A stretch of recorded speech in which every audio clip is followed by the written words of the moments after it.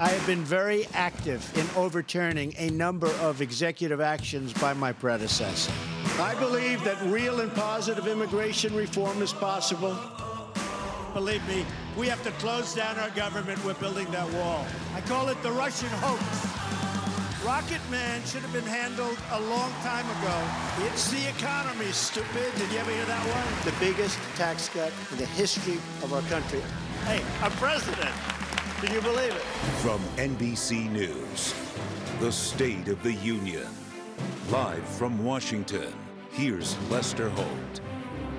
Good evening, everyone. You're looking at a live picture of the House chamber in the Capitol, where just moments from now, President Trump will enter and then deliver his first State of the Union address before a joint session of Congress.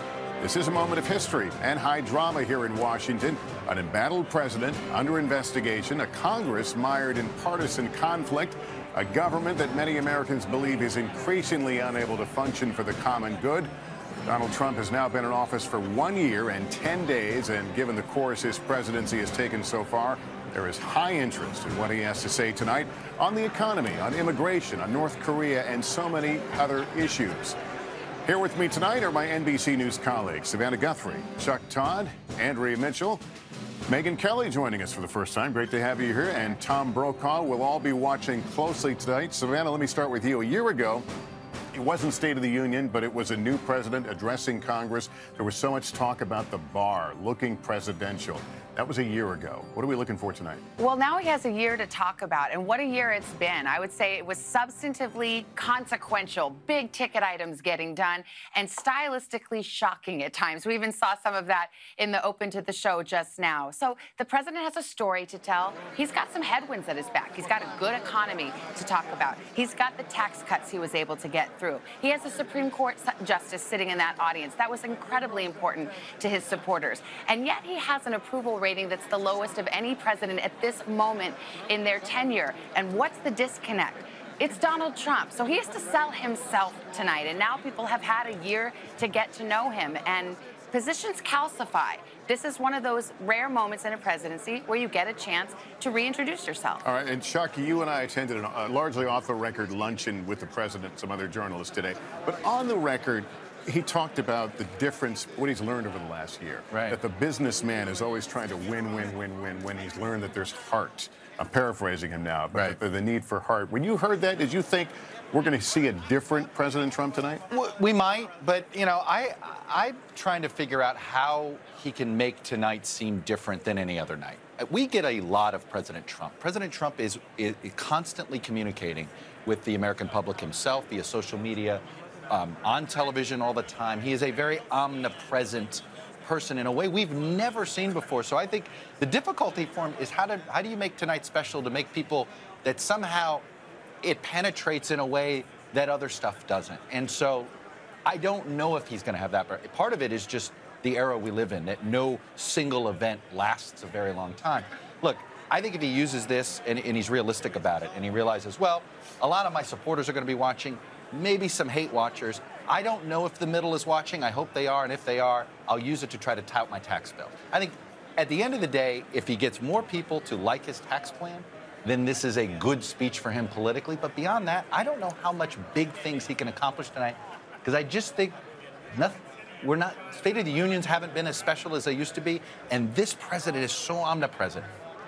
We're minutes away from the president entering the room. While we wait for that, Megyn Kelly, give us your thoughts. What are you looking for tonight? What do you expect from the president? I expect very little, because these events tend to be utterly forgettable, and this one probably will be too. I mean, I think the one thing that he has going for him is he's Donald Trump, and he makes everything more exciting, for good or for bad. And so we'll see what Donald Trump can do in his first State of the Union that other presidents have failed to do, which is make it interesting and exciting and actually get people talking about it. And there's a question about, you know, the campaign slogan, "Let Trump be Trump." Well, is that going to happen tonight, or are we going to get teleprompter Trump, who just reads and is far less dynamic and memorable? And they're talking about President Trump sounding conciliatory tonight, which leads me to say, what does that look like? How can the man that we've watched all this time come out there and be conciliatory? And would that disappoint some of his faithful? Absolutely, especially, I mean, to whom? To the 3% of Democrats who approve of him right now? Like, who is he going to be reaching out to? That's all right, here is the Sergeant-at-Arms of the House of Representatives, Paul Irving. Mr. Speaker! States. Operating on time and greeting those who are along the aisle, which we've learned that that's something that people stake out for hours for a position where they can greet the president as he walks in the room. Savannah. And Casey Hunt is our Capitol Hill correspondent who's got the best seat in the House. Casey, we can not see you, but we can hear you. What are you seeing? Savannah, good evening. We are actually seeing right now that there are members of the Congressional Black Caucus who are remaining seated as the president walks into the House chamber. He is coming slowly up the aisle, which is a dramatic scene I'm sure that our viewers are able to look at, even though I can't see the same thing that they are seeing. But we were watching to see if there would be some sort of protest from Democrats in what really is such a divided era. A year ago, there were some Democrats who came into this speech hopeful. It was, of course, not a State of the Union. It was a joint address to Congress. But they hoped that he would talk about joint priorities and ways they might work together. And over the last year, they have been sorely disappointed. And it's very difficult to overstate the emotional anger that some members of this House of Representatives feel towards this president. And Nancy Pelosi, the House Minority Leader, had urged her members not to walk out of this speech, not to make it about them instead of about what the president was going to say tonight. And it appears that they have found something of a middle ground in this sign of some level of disrespect, Savannah. All right, Casey Hunt on the Hill for us. Thanks, Casey. We saw a picture a moment ago, some of the women members, Democratic members wearing black, noting the Me Too movement. You're going to see a lot of statements, some subtle, some not so subtle in this chamber tonight. Andrea Mitchell, your thoughts as we await the president? Well, this is a big moment, obviously, for the president, but it's noteworthy that the Democrats have been advised not to do anything that is rude. Remember that Joe Wilson moment when he shouted out, "You lie," at President Obama, which was so notable. We see there Supreme Court Justice Stephen Breyer, who has, among all the Supreme Court justices, attended most often these events. They don't have to attend. It's a matter of personal preference. Ruth Bader Ginsburg is up in Rhode Island at an appearance tonight, so she's not here. But he always makes sure that he is here. As we see the president approaching the podium, this is a big question. He's got foreign policy challenges and a domestic policy to sell, the tax cuts and the economy. Yeah, 4 members of the Supreme Court attending tonight. Tom, as we await the president to take the podium, he will have a short amount of time on this laundry list in a year of midterm elections. I've been watching him since he was 34 years old, and at the end of every day, he considered himself one of the great salesmen in the world. The fact that he sells sizzle more often than he does substance doesn't get in his way. He has utter confidence in what he's saying. That's how he got to be the president. Even the ups and downs during all of this, he's not lost faith in himself. There's never any self-doubt. This speech tonight is expected to be different than what we've been hearing from him. We'll see how he carries out that speech in the days to come. That's the important part of it. And relishing the applause there, and a lot of, as we said, invited guests here, each telling a story of their own. First Lady Melania Trump has a number of guests who will be referred to as we await the president's remarks. I think it could be a rowdy gallery. There's a lot of invited guests, and the gallery is, I know, where everybody's talked about Nancy Pelosi warning House Democrats not to do anything. But the gallery, they don't listen to leadership. They're not members of Congress. They're there as political activists. Wouldn't be surprising. It's an activist audience. And some have boycotts. You already not can tell there is a. It feels a little. It feels like it's a loud. We just saw Nancy Pelosi also quieting her troops. She was marshaling them next to Steny Hoyer. And let's not forget, as we see Attorney General Sessions, this is a president who's under criminal investigation right now for obstruction of justice with regard to the Russia investigation. So a lot going on in the backdrop. I have the high privilege and the distinct honor of presenting to you the President of the United States.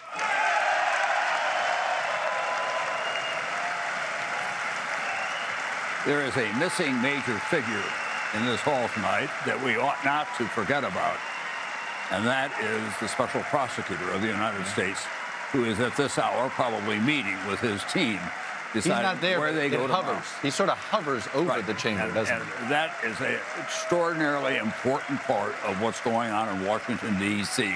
And despite all of the grandeur of this setting and the television photos and the members of the Supreme Court, members of the cabinet, out there is a highly regarded investigator who is looking into whether or not he broke the law.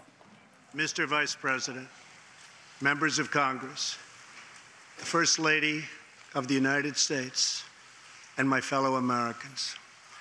Less than 1 year has passed since I first stood at this podium in this majestic chamber to speak on behalf of the American people and to address their concerns, their hopes, and their dreams.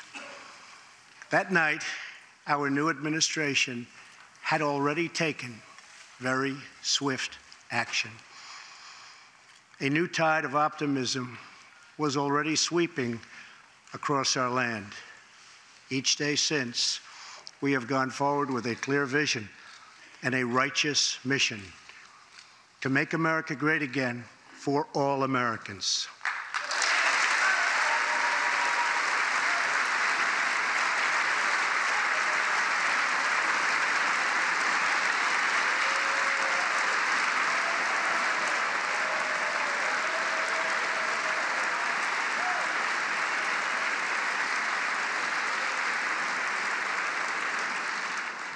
Over the last year, we have made incredible progress and achieved extraordinary success. We have faced challenges we expected and others we could never have imagined. We have shared in the heights of victory and the pains of hardship. We have endured floods and fires and storms. But through it all, we have seen the beauty of America's soul and the steel in America's spine. Each test has forged new American heroes to remind us who we are and show us what we can be.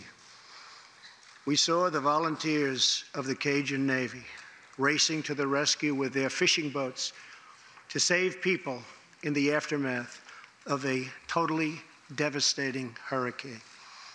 We saw strangers shielding strangers from a hail of gunfire on the Las Vegas Strip. We heard tales of Americans like Coast Guard Petty Officer Ashley Leopard, who is here tonight in the gallery with Melania.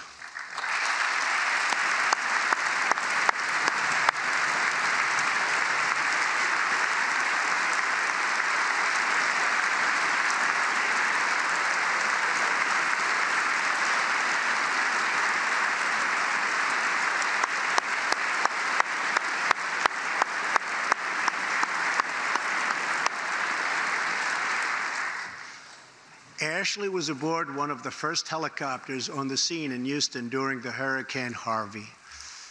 Through 18 hours of wind and rain, Ashley braved live power lines and deep water to help save more than 40 lives. Ashley, we all thank you. Thank you very much.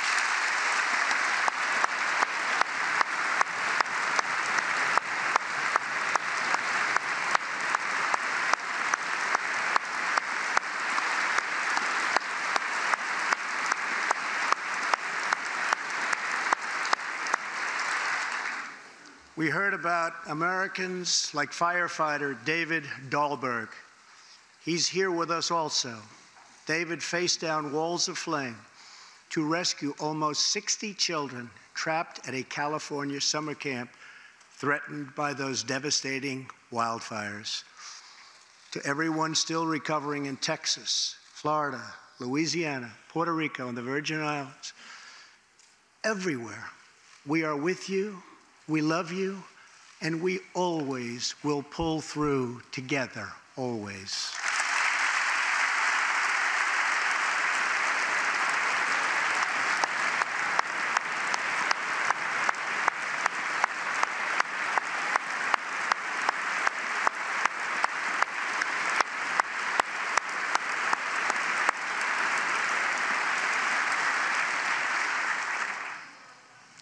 Thank you to David and the brave people of California. Thank you very much, David.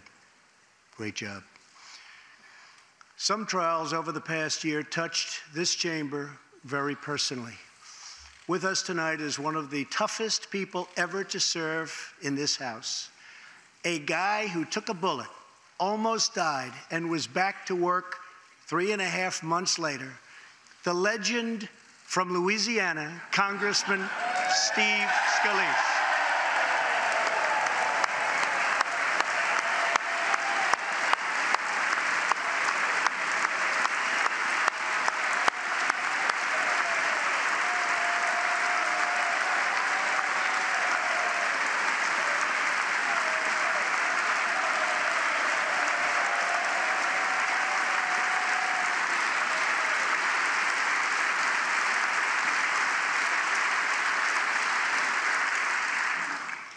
I think they like you, Steve. We're incredibly grateful for the heroic efforts of the Capitol Police officers, the Alexandria Police, and the doctors, nurses, and paramedics who saved his life and the lives of many others, some in this room. In the aftermath, yes.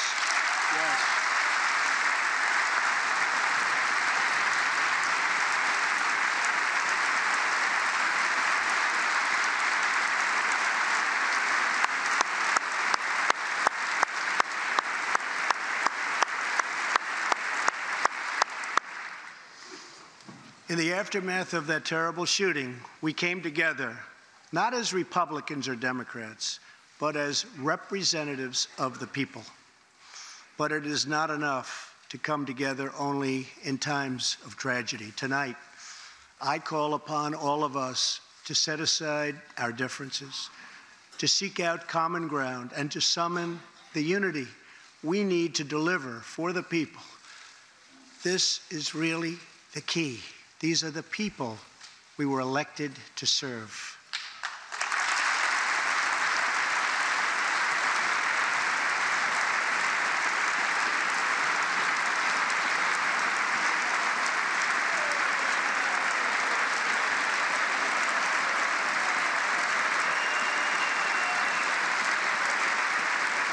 Thank you.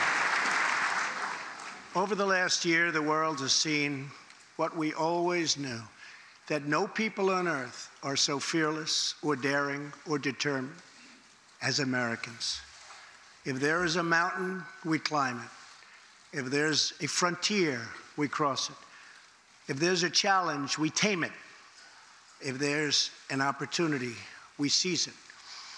So let's begin tonight by recognizing that the state of our union is strong, because our people are strong.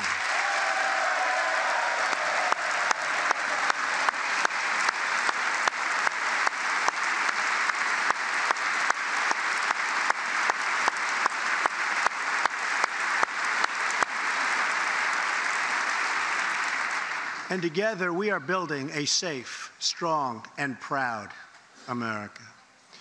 Since the election, we have created 2.4 million new jobs,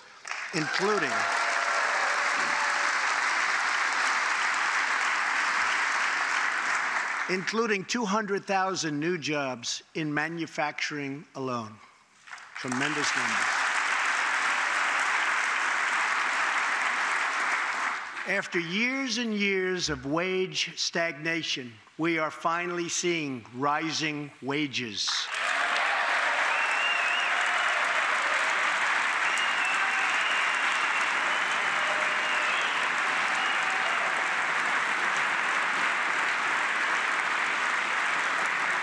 Unemployment claims have hit a 45-year low.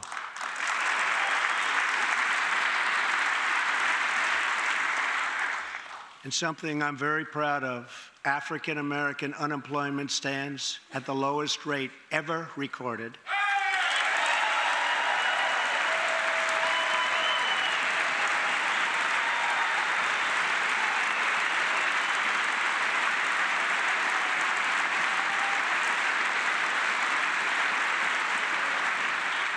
And Hispanic American unemployment has also reached the lowest levels in history.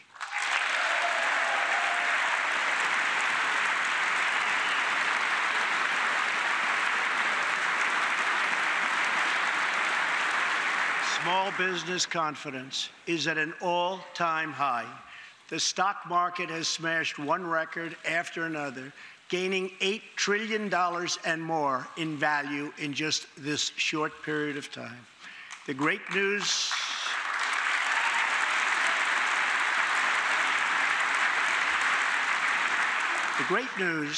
for Americans, 401k, retirement pension, and college savings accounts have gone through the roof.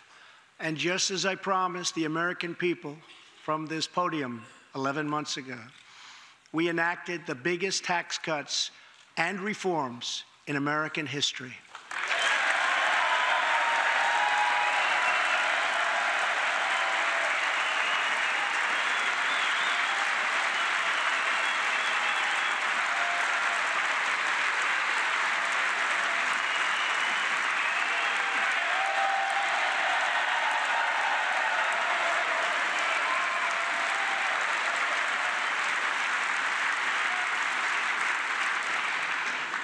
Our massive tax cuts provide tremendous relief for the middle class and small business. To lower tax rates for hardworking Americans, we nearly doubled the standard deduction for everyone.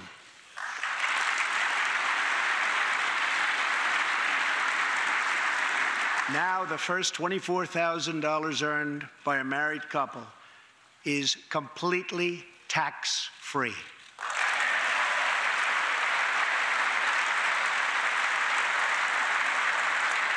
We also doubled the child tax credit.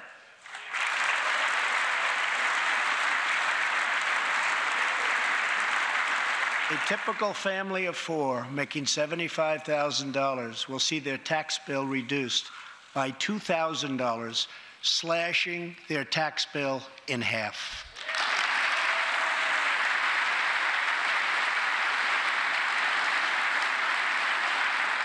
In April, this will be the last time you will ever file under the old and very broken system, and millions of Americans will have more take-home pay starting next month, a lot more.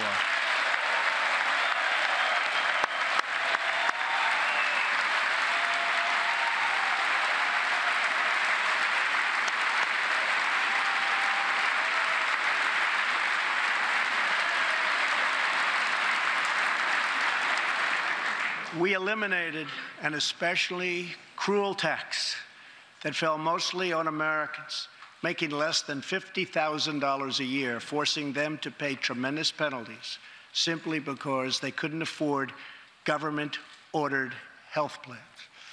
We repealed the core of the disastrous Obamacare. The individual mandate is now gone. Thank you.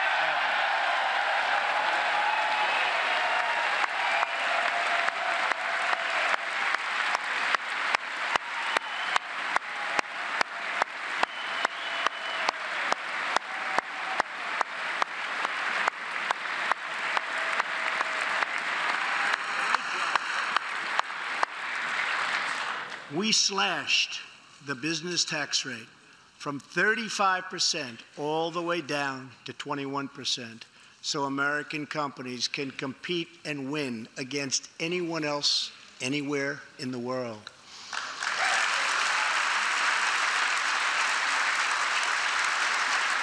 These changes alone are estimated to increase average family income by more than $4,000. A lot of money.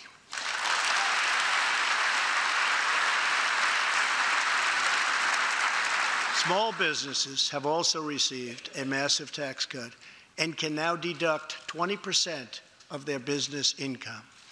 Here tonight are Steve Staub and Sandy Keplinger of Staub Manufacturing, a small, beautiful business in Ohio. They've just finished the best year in their 20-year history.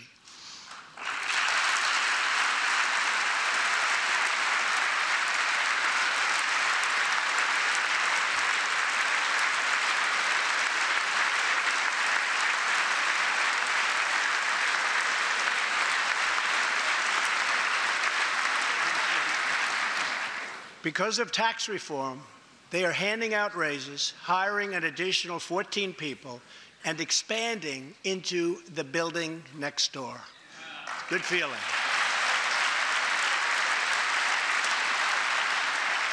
One of Staub's employees, Corey Adams, is also with us tonight. Corey is an all-American worker. He supported himself through high school, lost his job during the 2008 recession, and was later hired by Staub, where he trained to become a welder. Like many hardworking Americans, Corey plans to invest his tax cut raise into his new home and his 2 daughters' education. Corey, please stand.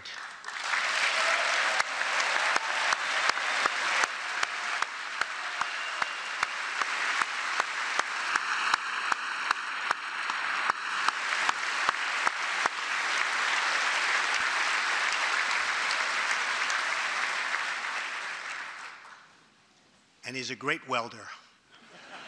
I was told that by the man that owns that company that's doing so well. So congratulations, Corey. Since we passed tax cuts, roughly 3 million workers have already gotten tax cut bonuses, many of them thousands and thousands of dollars per worker, and it's getting more every month, every week. Apple has just announced it plans to invest a total of $350 billion in America and hire another 20,000 workers.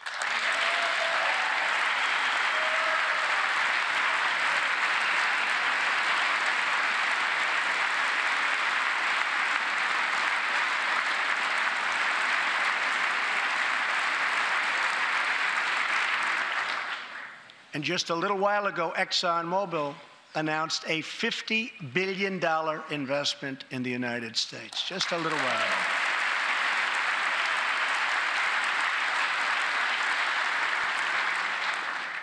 This, in fact, is our new American moment. There has never been a better time to start living the American dream. So to every citizen watching at home tonight, no matter where you've been or where you've come from, this is your time. If you work hard, if you believe in yourself, if you believe in America, then you can dream anything. You can be anything.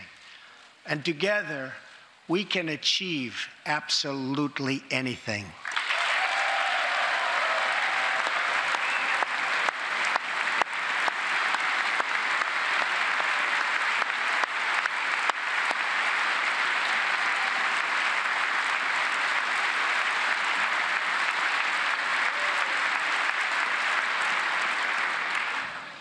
Tonight, I want to talk about what kind of future we're going to have and what kind of a nation we're going to be. All of us together as one team, one people, and one American family can do anything.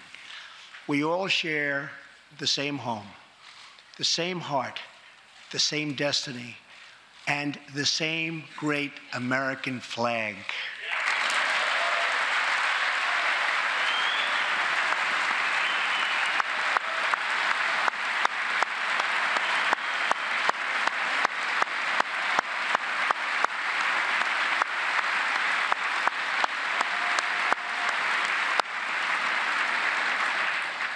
Together, we are rediscovering the American way. In America, we know that faith and family, not government and bureaucracy, are the center of American life. The motto is, "In God we trust."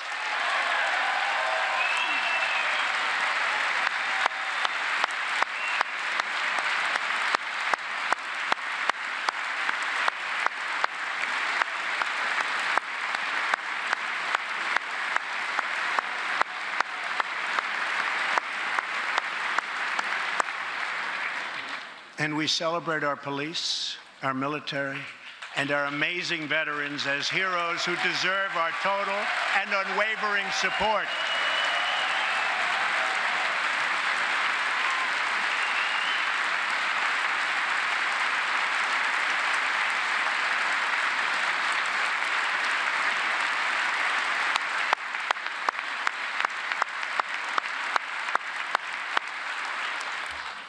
Here tonight is Preston Sharp, a 12-year-old boy from Redding, California, who noticed that veterans' graves were not marked with flags on Veterans Day. He decided all by himself to change that and started a movement that has now placed 40,000 flags at the graves of our great heroes. Preston, a job well done.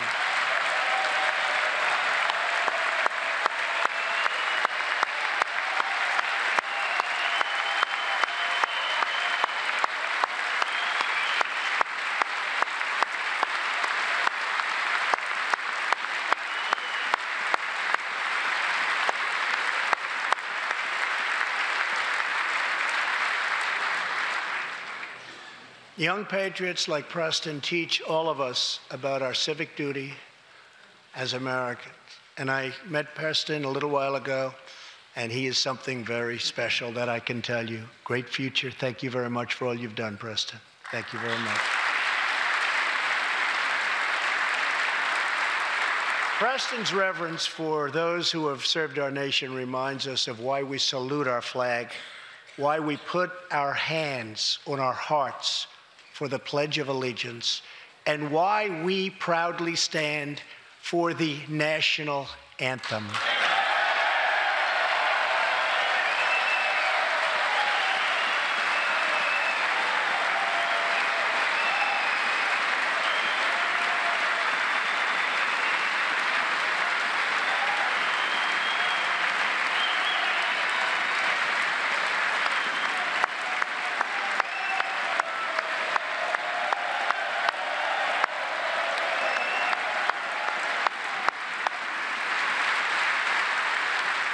Americans love their country, and they deserve a government that shows them the same love and loyalty in return.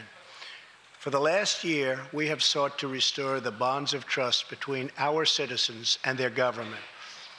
Working with the Senate, we are appointing judges who will interpret the Constitution as written, including a great new Supreme Court justice and more circuit court judges than any new administration in the history of our country.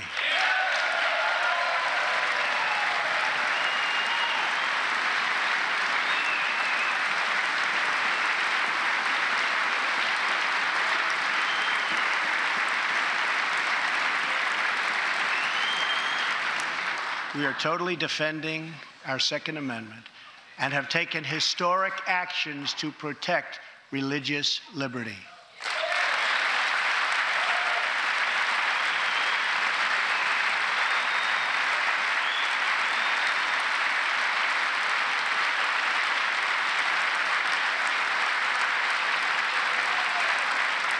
And we are serving our brave veterans, including giving our veterans choice in their health care decisions.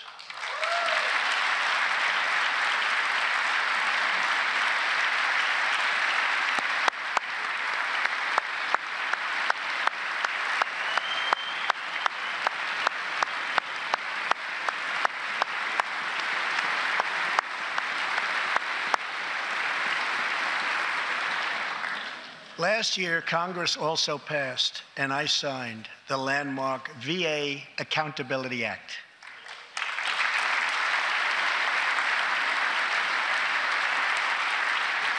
Since its passage, my administration has already removed more than 1,500 VA employees who failed to give our veterans the care they deserve, and we are hiring talented people who love our vets as much as we do.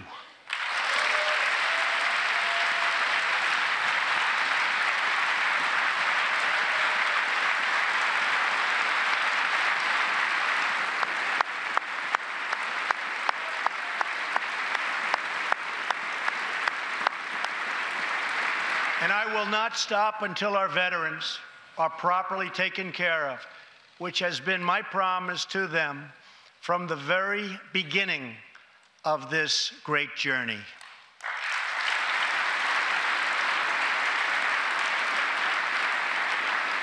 All Americans deserve accountability, and respect. And that's what we are giving to our wonderful heroes, our veterans. Thank you.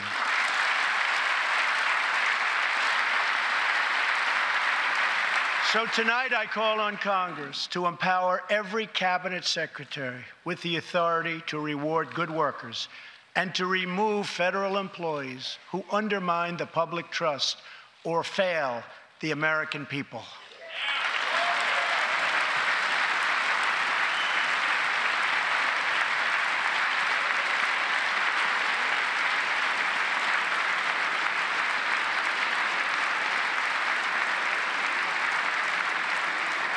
In our drive to make Washington accountable, we have eliminated more regulations in our first year than any administration in the history of our country.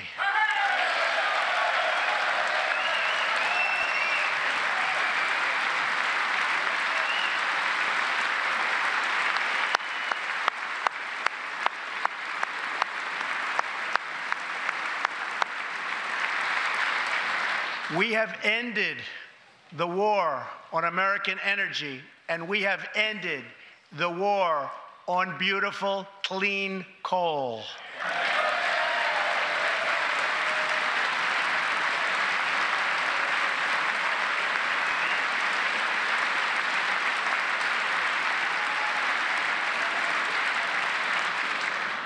We are now very proudly an exporter of energy to the world.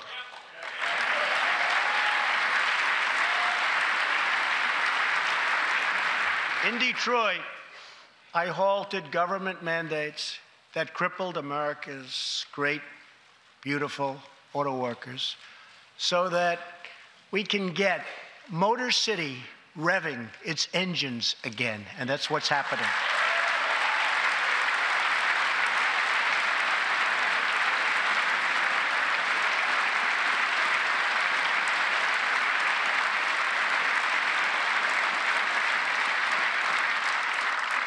Many car companies are now building and expanding plants in the United States, something we haven't seen for decades. Chrysler is moving a major plant from Mexico to Michigan. Toyota and Mazda are opening up a plant in Alabama, a big one, and we haven't seen this in a long time. It's all coming back.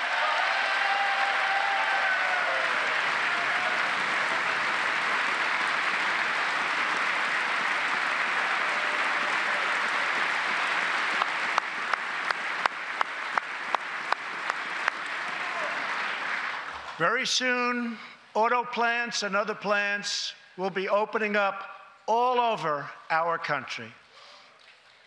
This is all news Americans are totally unaccustomed to hearing.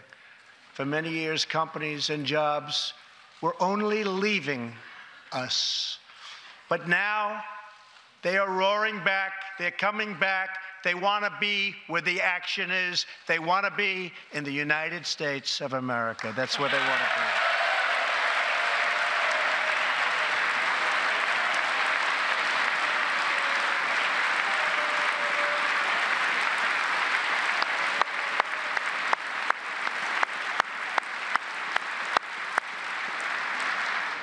Exciting progress is happening every single day. To speed access to breakthrough cures and affordable generic drugs, last year, the FDA approved more new and generic drugs and medical devices than ever before in our country's history.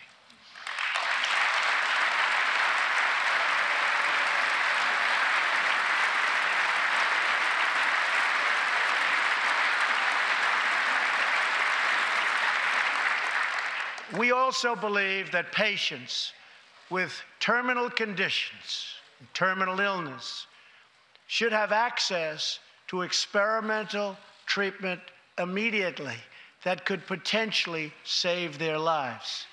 People who are terminally ill should not have to go from country to seek a cure.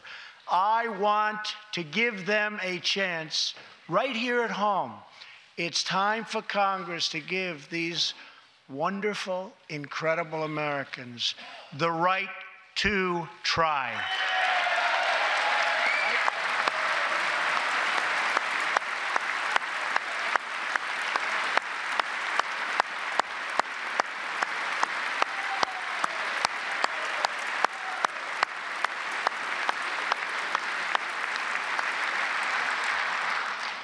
One of my greatest priorities is to reduce the price of prescription drugs.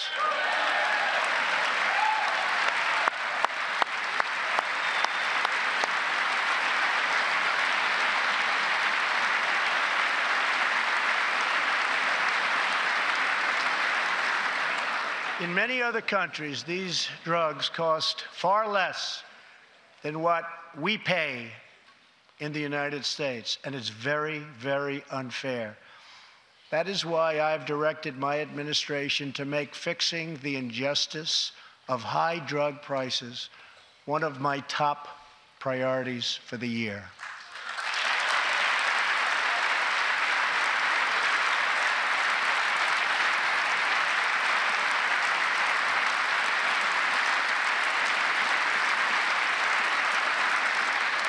And prices will come down substantially. Watch. America has also finally turned the page on decades of unfair trade deals that sacrificed our prosperity and shipped away our companies, our jobs, and our wealth. Our nation has lost its wealth, but we're getting it back so fast. The era of economic surrender is totally over. From now on, we expect trading relationships to be fair and, very importantly, reciprocal.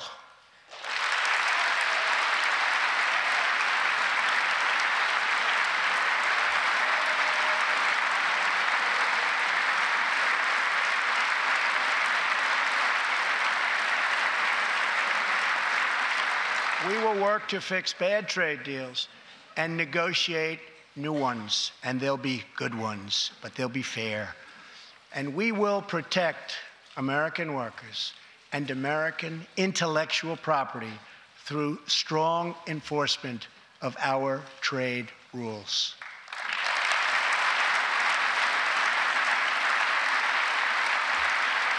As we rebuild our industries, it is also time to rebuild our crumbling infrastructure.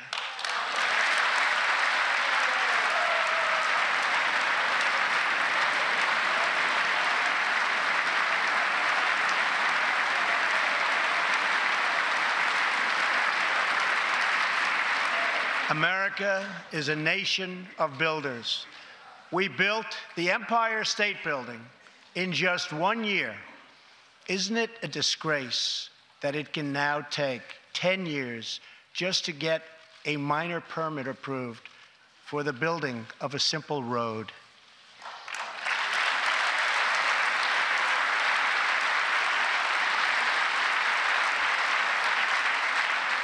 I am asking both parties to come together to give us safe, fast, reliable, and modern infrastructure that our economy needs and our people deserve.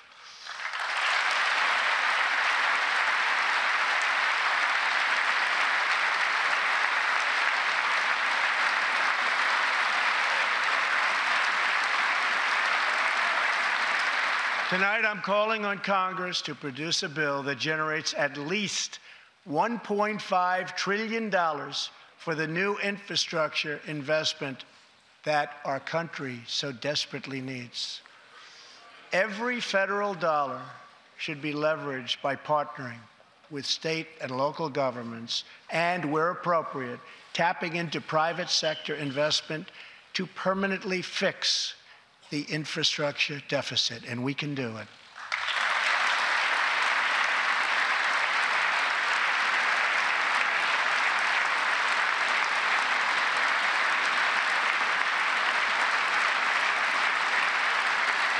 Any bill must also streamline the permitting and approval process, getting it down to no more than 2 years and perhaps even one.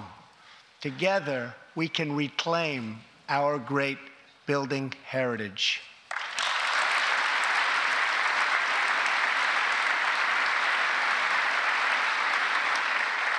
We will build gleaming new roads, bridges, highways, railways, and waterways all across our land.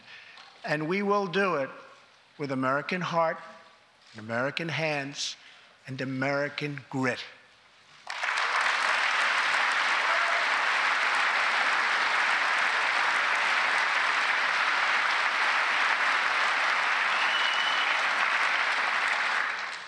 We want every American to know the dignity of a hard day's work. We want every child to be safe in their home at night. And we want every citizen to be proud of this land that we all love so much. We can lift our citizens from welfare to work, from dependence to independence, and from poverty to prosperity. As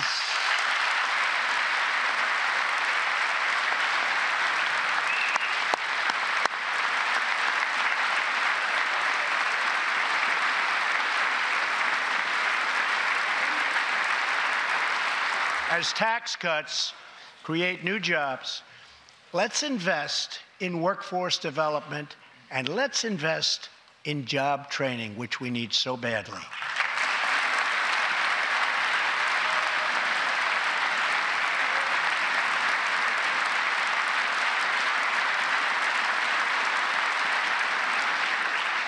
Let's open great vocational schools so our future workers can learn a craft and realize their full potential.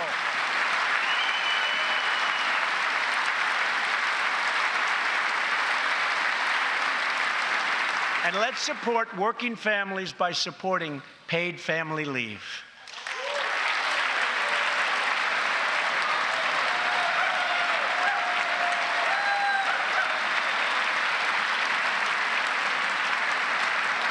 As America regains its strength, opportunity must be extended to all citizens. That is why this year we will embark on reforming our prisons to help former inmates who have served their time get a second chance at life.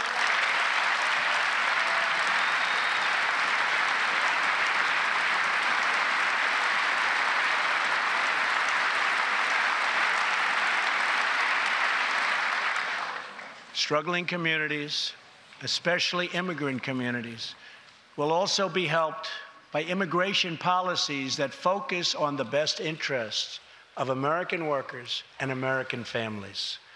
For decades, open borders have allowed drugs and gangs to pour into our most vulnerable communities. They've allowed millions of low-wage workers to compete for jobs and wages against the poorest Americans. Most tragically, they have caused the loss of many innocent lives. Here tonight are two fathers and two mothers, Evelyn Rodriguez, Freddie Cuevas, Elizabeth Alvarado, and Robert Mickens. Their two teenage daughters, Kayla Cuevas and Nisa Mickens, were close friends on Long Island. But in September 2016, on the eve of Nisa's 16th birthday, such a happy time it should have been, neither of them came home. These two precious girls were brutally murdered while walking together in their hometown. 6 members of the savage MS-13 gang have been charged with Kayla and Nisa's murders. Many of these gang members took advantage of glaring loopholes in our laws to enter the country as illegal, unaccompanied, alien minors and wound up in Kayla and Nisa's high school. Evelyn, Elizabeth, Freddie, and Robert, tonight everyone in this chamber is praying for you. Everyone in America is grieving for you. Please stand. Thank you very much.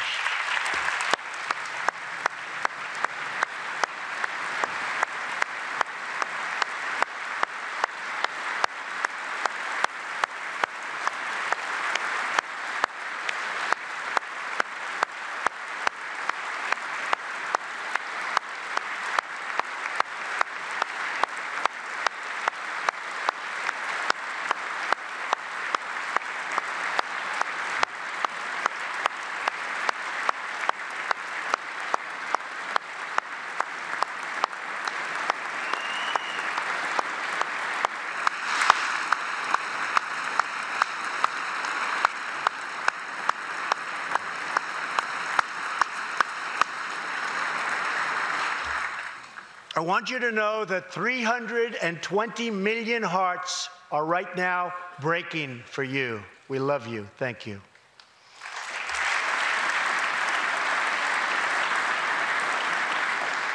While we cannot imagine the depths of that kind of sorrow, we can make sure that other families never have to endure this kind of pain. Tonight, I am calling on Congress to finally close the deadly loopholes that have allowed MS-13 and other criminal gangs to break into our country. We have proposed new legislation that will fix our immigration laws and support our ICE and Border Patrol agents. These are great people. These are great, great people that work so hard in the midst of such danger so that this can never happen again.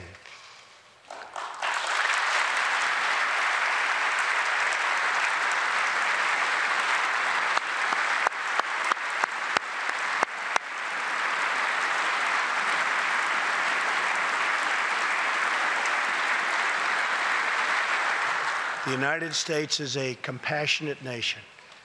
We are proud that we do more than any other country anywhere in the world to help the needy, the struggling, and the underprivileged all over the world. But as President of the United States, my highest loyalty, my greatest compassion, my constant concern is for America's children, America's struggling workers, and America's forgotten communities. I want our youth to grow up to achieve great things. I want our poor to have their chance to rise. So tonight, I am extending an open hand to work with members of both parties, Democrats and Republicans, to protect our citizens of every background, color, religion, and creed.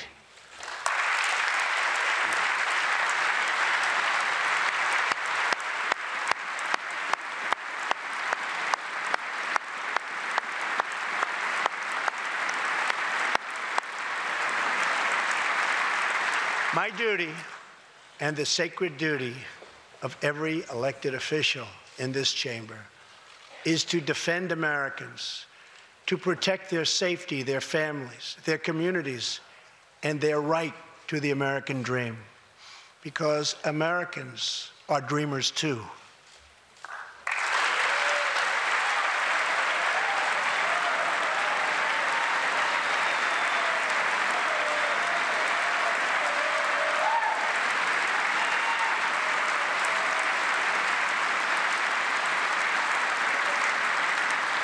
Here tonight is one leader in the effort to defend our country, Homeland Security Investigation Special Agent Celestino Martinez. He goes by DJ and CJ. He said, call me either one. So we'll call you CJ. Served 15 years in the Air Force before becoming an ICE agent and spending the last 15 years fighting gang violence and getting dangerous criminals off of our streets. Tough job. At one point, MS-13 leaders ordered CJ's murder, and they wanted it to happen quickly. But he did not cave to threats or to fear. Last May, he commanded an operation to track down gang members on Long Island. His team has arrested nearly 400, including more than 220 MS-13 gang members. And I have to tell you, what the Border Patrol and ICE have done, we have sent thousands and thousands and thousands of MS-13 horrible people out of this country or into our prisons. So I just want to congratulate you, CJ. You're a brave guy. Thank you very much.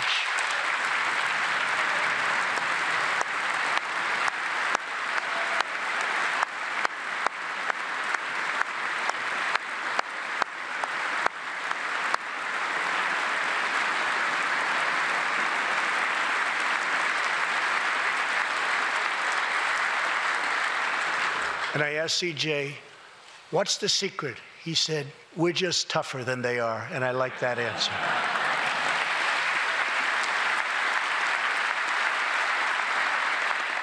Now let's get Congress to send you, and all of the people in this great chamber have to do it. We have no choice. CJ, we're going to send you reinforcements, and we're going to send them to you quickly. It's what you need.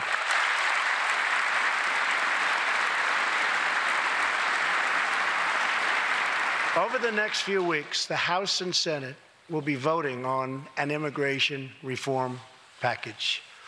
In recent months, my administration has met extensively with both Democrats and Republicans to craft a bipartisan approach to immigration reform. Based on these discussions, we presented Congress with a detailed proposal that should be supported by both parties as a fair compromise, one where nobody gets everything they want, but where our country gets the critical reforms it needs and must have.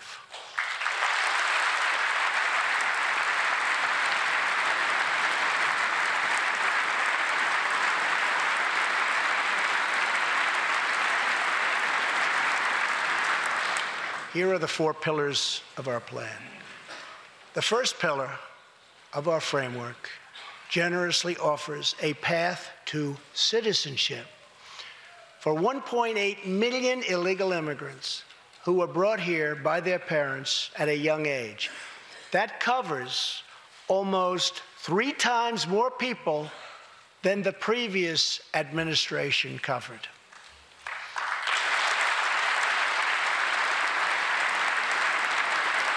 Under our plan, those who meet education and work requirements and show good moral character will be able to become full citizens of the United States over a 12-year period.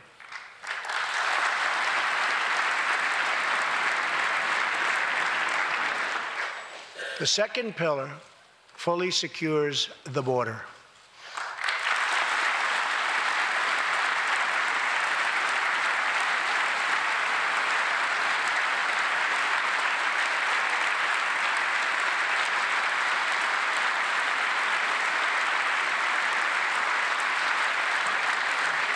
That means building a great wall on the southern border, and it means hiring more heroes like CJ to keep our communities safe.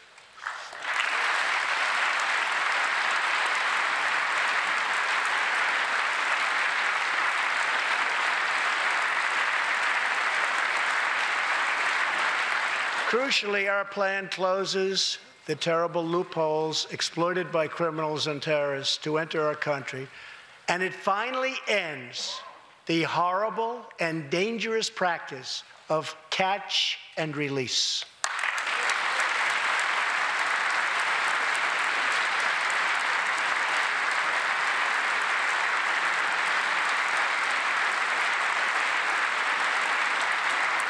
The third pillar ends the visa lottery, a program that randomly hands out green cards without any regard for skill, merit, or the safety of American people.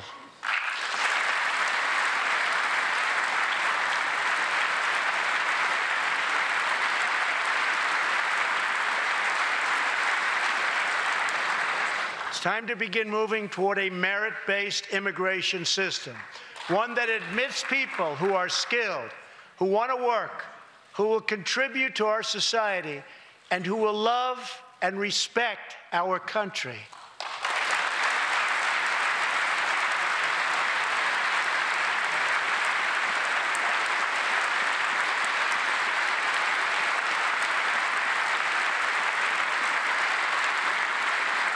The fourth and final pillar protects the nuclear family by ending chain migration.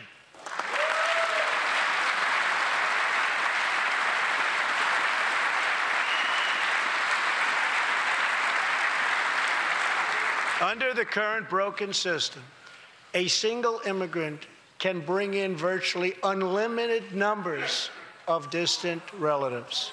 Under our plan, we focus on the immediate family by limiting sponsorships to spouses and minor children.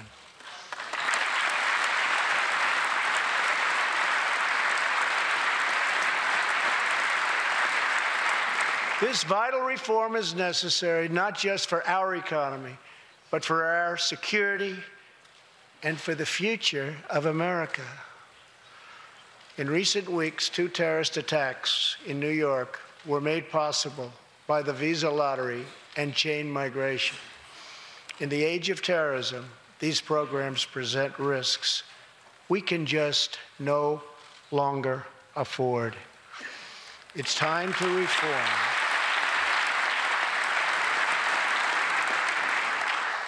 These outdated immigration rules and finally bring our immigration system into the 21st century.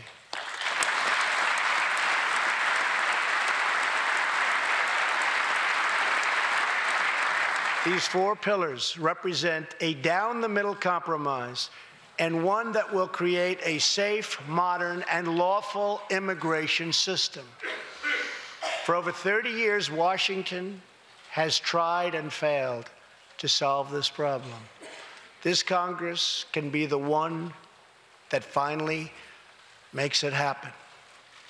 Most importantly, these 4 pillars will produce legislation that fulfills my ironclad pledge to sign a bill that puts America first.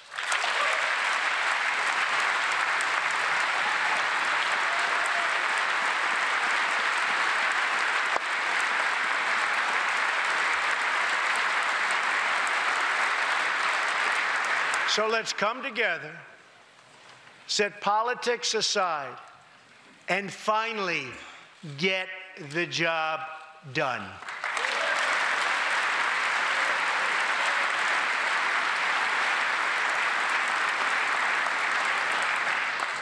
These reforms will also support our response to the terrible crisis of opioid and drug addiction. Never before has it been like it is now. It is terrible. We have to do something about it. In 2016, we lost 64,000 Americans to drug overdoses, 174 deaths per day, 7 per hour.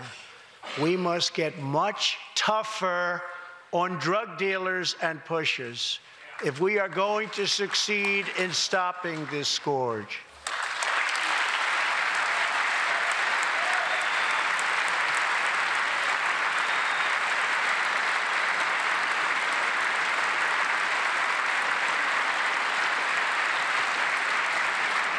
My administration is committed to fighting the drug epidemic and helping get treatment for those in need, for those who have been so terribly hurt.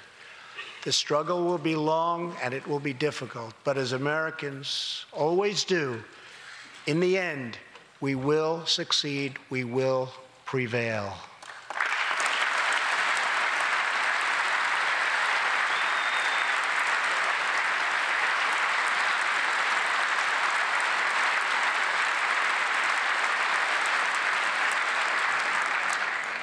As we have seen tonight, the most difficult challenges bring out the best in America. We see a vivid expression of this truth in the story of the Holetz family of New Mexico. Ryan Holetz is 27 years old, an officer with the Albuquerque Police Department. He's here tonight with his wife, Rebecca.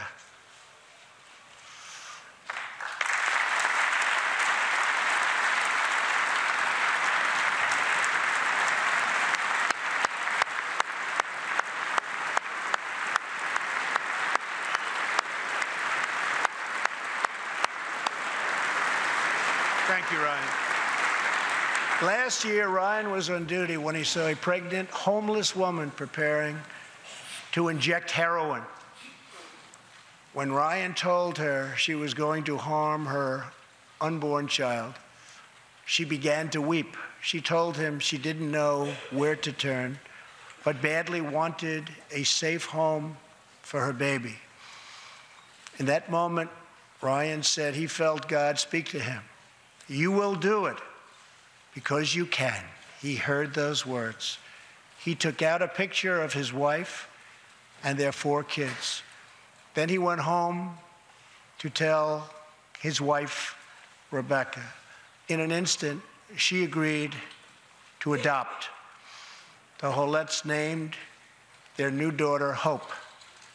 Ryan and Rebecca, you embody the goodness of our nation. Thank you.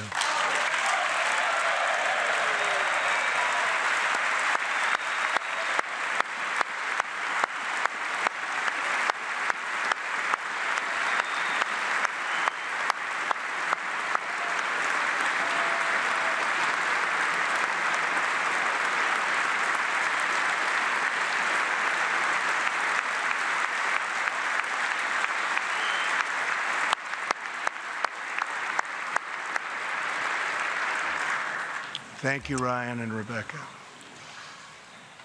As we rebuild America's strength and confidence at home, we are also restoring our strength and standing abroad. Around the world, we face rogue regimes, terrorist groups, and rivals like China and Russia that challenge our interests, our economy, and our values. In confronting these horrible dangers, we know that weakness is the surest path to conflict, and unmatched power is the surest means to our true and great defense. For this reason, I am asking Congress to end the dangerous defense sequester and fully fund our great military.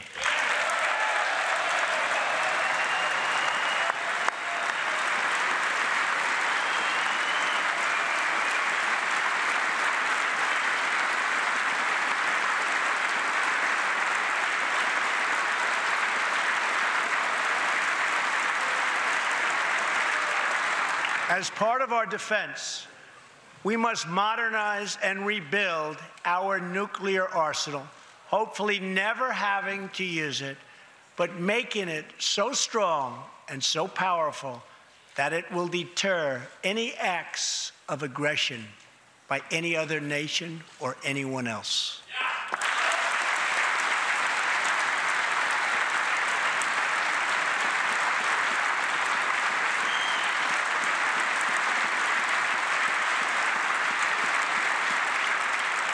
Perhaps someday in the future, there will be a magical moment when the countries of the world will get together to eliminate their nuclear weapons. Unfortunately, we are not there yet, sadly. Last year, I also pledged that we would work with our allies to extinguish ISIS from the face of the earth. 1 year later, I am proud to report that the coalition to defeat ISIS has liberated very close to 100% of the territory just recently held by these killers in Iraq and in Syria and in other locations as well.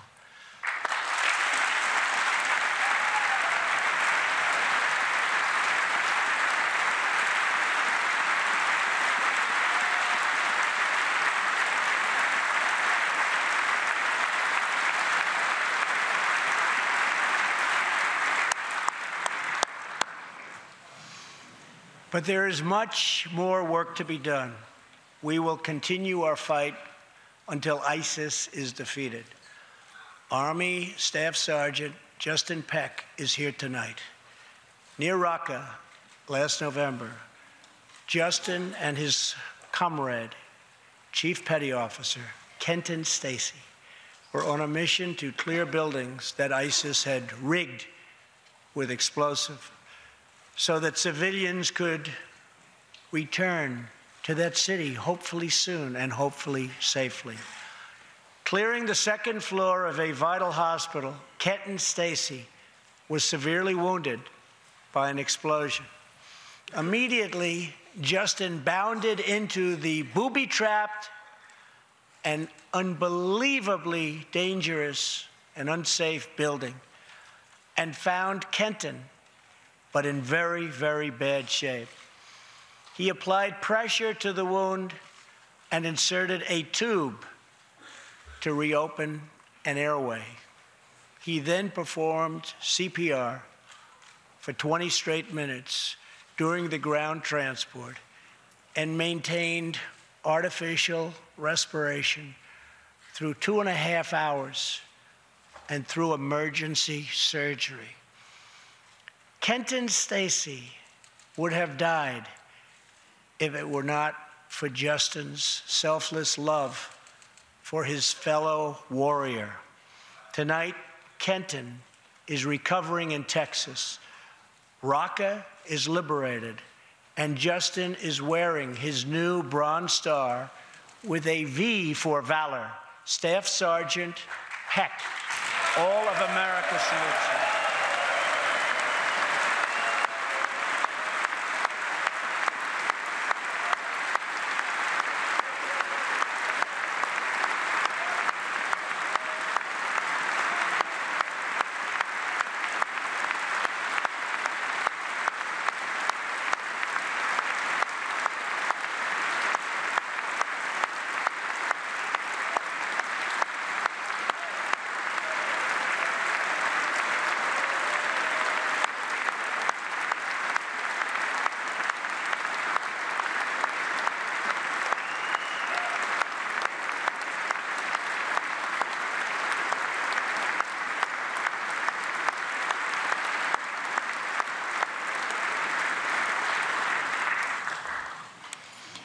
Terrorists who do things like place bombs in civilian hospitals are evil. When possible, we have no choice but to annihilate them. When necessary, we must be able to detain and question them. But we must be clear, terrorists are not merely criminals. They are unlawful enemy combatants.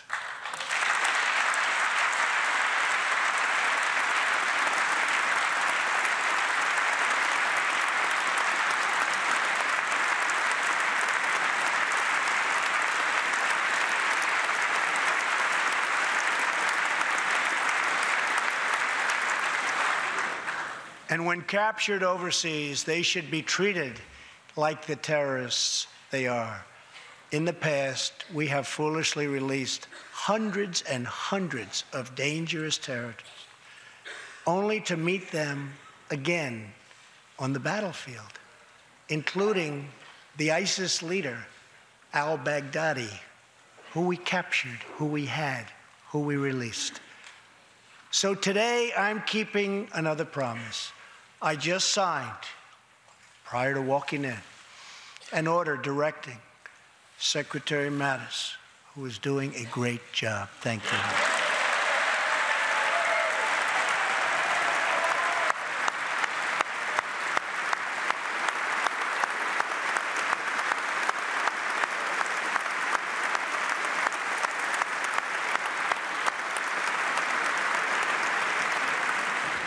To re-examine our military detention policy and to keep open the detention facilities in Guantanamo Bay.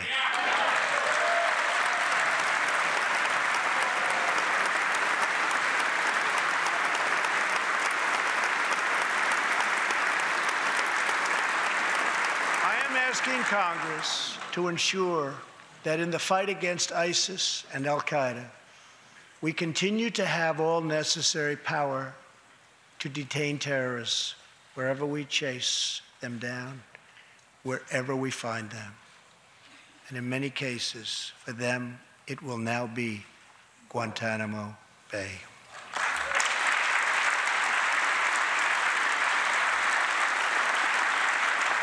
At the same time, as of a few months ago, our warriors in Afghanistan have new rules of engagement.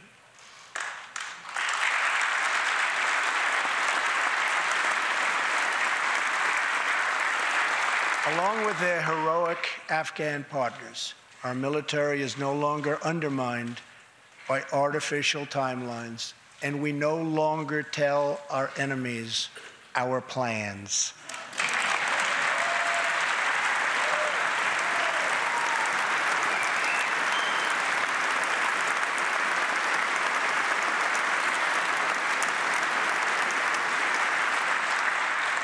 Last month, I also took an action endorsed unanimously by the U.S. Senate just months before. I recognized Jerusalem as the capital of Israel.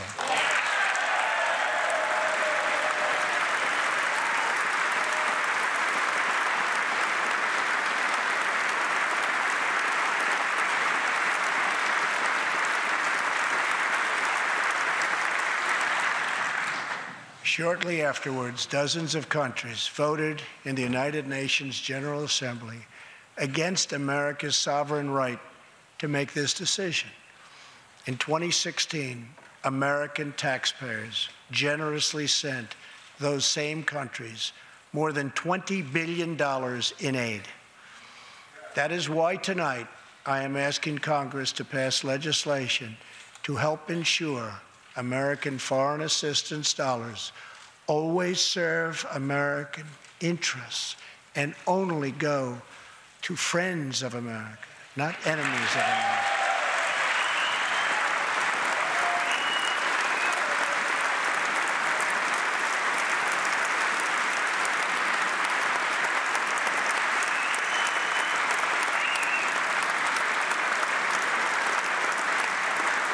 As we strengthen friendships all around the world, we are also restoring clarity about our adversaries. When the people of Iran rose up against the crimes of their corrupt dictatorship, I did not stay silent. America stands with the people of Iran in their courageous struggle for freedom.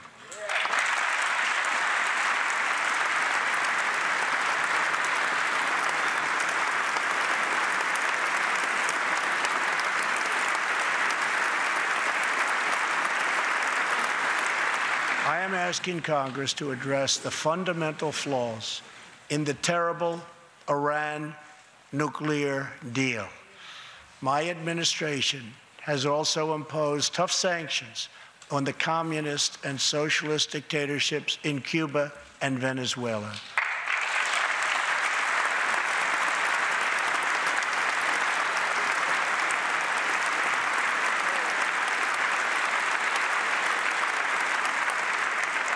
But no regime has oppressed its own citizens more totally or brutally than the cruel dictatorship in North Korea.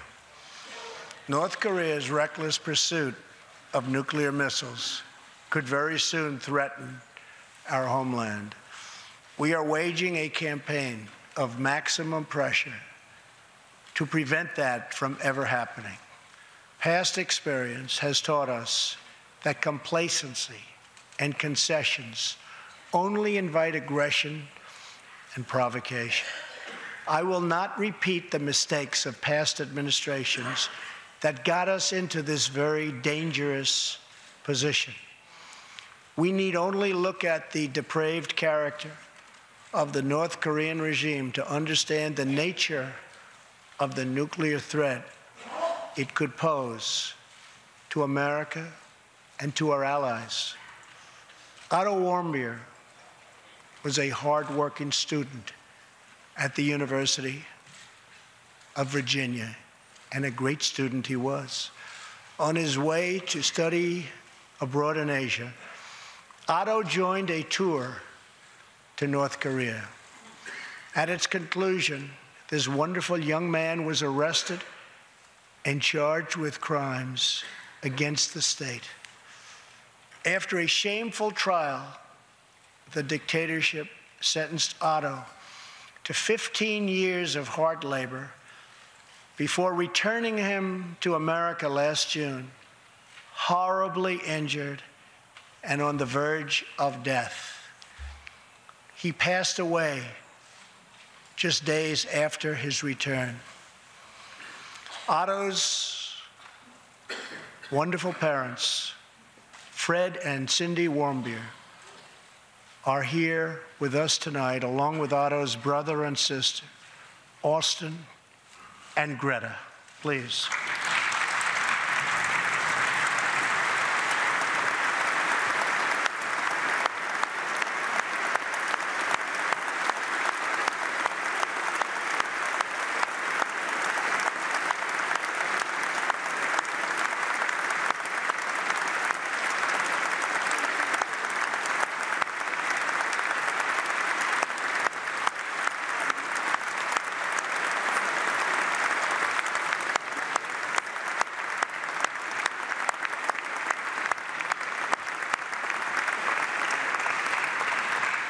incredible people. You are powerful witnesses to a menace that threatens our world, and your strength truly inspires us all. Thank you very much. Thank you.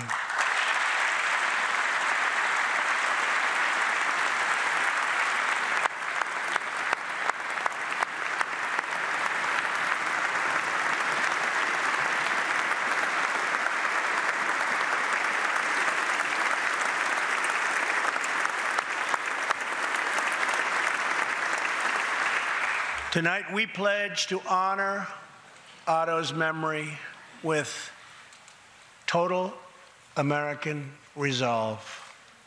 Thank you. Finally,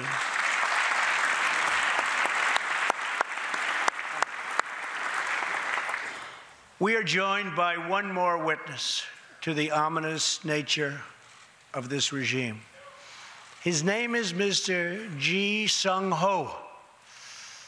In 1996, Sung-ho was a starving boy in North Korea. One day he tried to steal coal from a railroad car to barter for a few scraps of food, which were very hard to get. In the process, he passed out on the train tracks, exhausted from hunger. He woke up as a train ran over his limbs. He then endured multiple amputations without anything to dull the pain or the hurt. His brother and sister gave what little food they had to help him recover and ate dirt themselves, permanently stunting their own growth. Later, he was tortured by North Korean authorities after returning from a brief visit to China. His tormentors wanted to know if he'd met any Christians. He had, and he resolved after that to be free. Sung-ho traveled thousands of miles on crutches all across China and Southeast Asia to freedom. Most of his family followed. His father was caught trying to escape and was tortured to death. Today, he lives in Seoul, where he rescues other defectors and broadcasts into North Korea what the regime fears most, the truth. Today, he has a new leg, but Sung-ho, I understand you still keep those old crutches as a reminder of how far you've come. Your great sacrifice is an inspiration to us all. Please, thank you.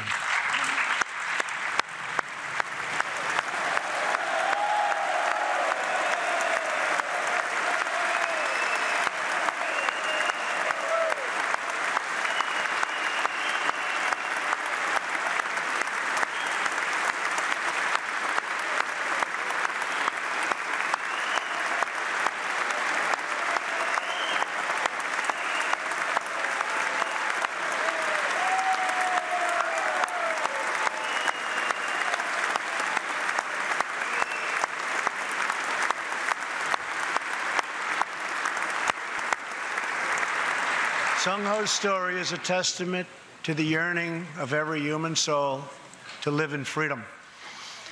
It was that same yearning for freedom that nearly 250 years ago gave birth to a special place called America. It was a small cluster of colonies caught between a great ocean and a vast wilderness.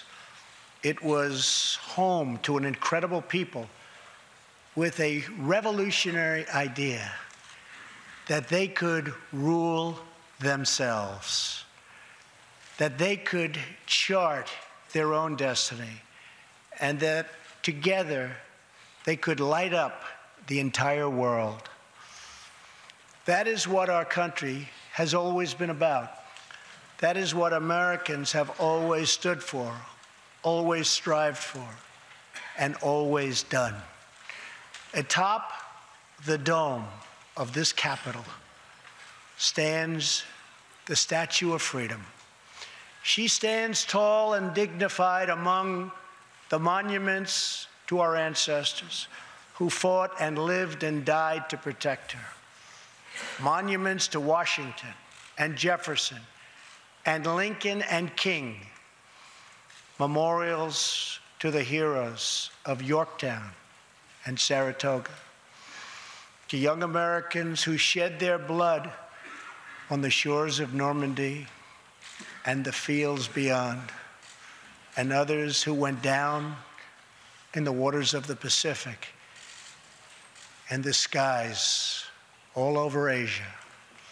And freedom stands tall over one more monument, this one, this Capitol, this living monument.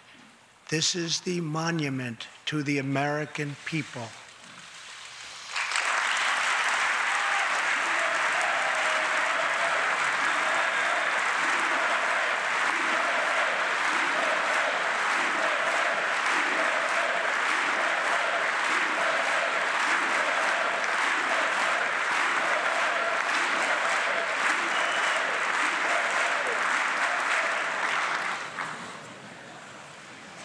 We're a people whose heroes live not only in the past, but all around us, defending hope, pride, and defending the American way. They work in every trade. They sacrifice to raise a family. They care for our children at home. They defend our flag abroad. And they are strong moms and brave kids. They are firefighters and police officers and border agents, medics and Marines. But above all else, they are Americans. And this capital, this city, this nation belongs entirely to them.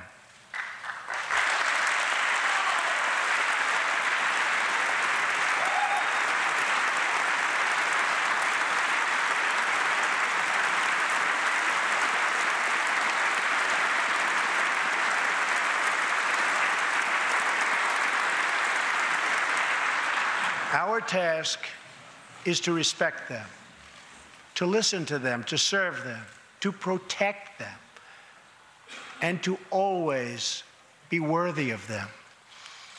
Americans fill the world with art and music. They push the bounds of science and discovery, and they forever remind us of what we should never, ever forget.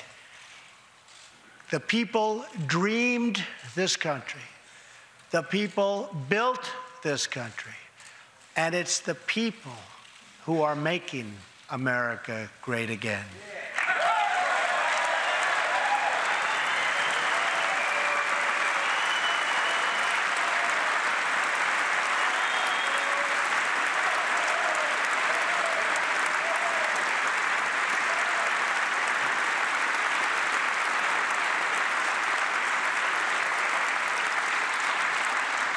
As long as we are proud of who we are and what we are fighting for, there is nothing we cannot achieve. As long as we have confidence in our values, faith in our citizens, and trust in our God, we will never fail. Our families will thrive. Our people will prosper. And our nation will forever be safe and strong and proud and mighty and free. Thank you, and God bless America. Good night.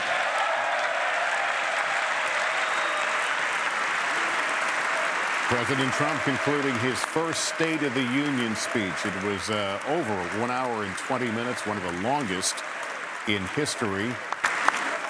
President sounding a lot of notes, calling for Guantanamo Bay, ordering Guantanamo Bay military prison to remain open. He extended a hand across the aisle to Democrats to invite them to negotiate on immigration. He got bipartisan applause when he talked about an infrastructure bill.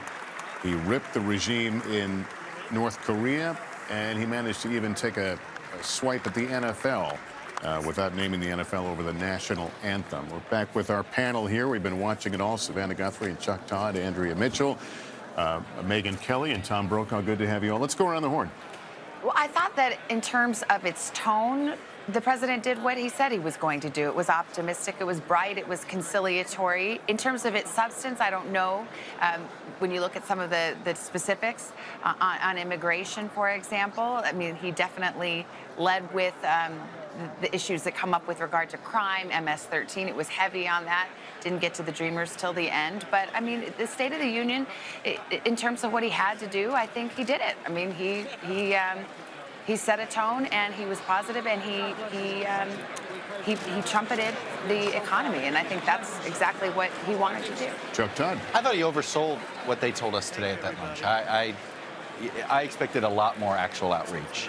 It was a few things at the beginning, but then it was, you know, he didn't lead with a conciliatory tone on immigration. He didn't lead with a conciliatory tone on Gitmo. He didn't lead with a conciliatory tone even on some things like the infrastructure plan.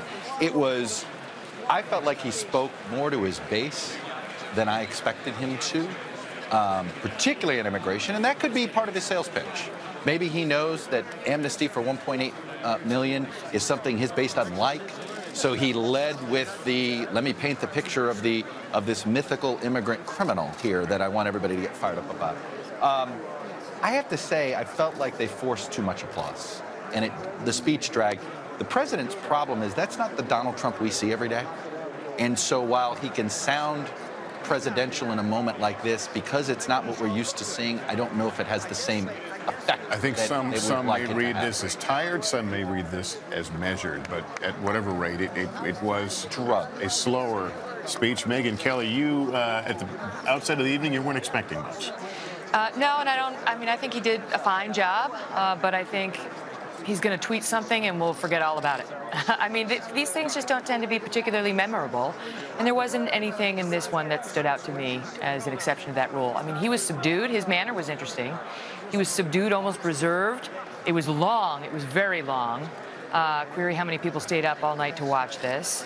The president has a habit of clapping for himself, which was somewhat distracting and a little strange to listen to. Especially if you have it in your ear. Yeah, exactly. We get the... But I thought it was a smart speech because he started with the personalized stories, which were very effective. Those personalized stories throughout the speech were very effective and really made you feel something. The family in Long Island who lost their daughters with the dad crying. Ji Sung Ho with the crutches at the end was an incredible moment, and so he took some of his more controversial stances and told them through people that you really could relate to. There were some very emotional moments. Right, and that was very effective, I thought, but I completely agree with Chuck. This was a speech for the base. All right. Andrea Mitchell, this is a president that's given to hyperbole often. You were taking a lot of notes. How did you do on that score?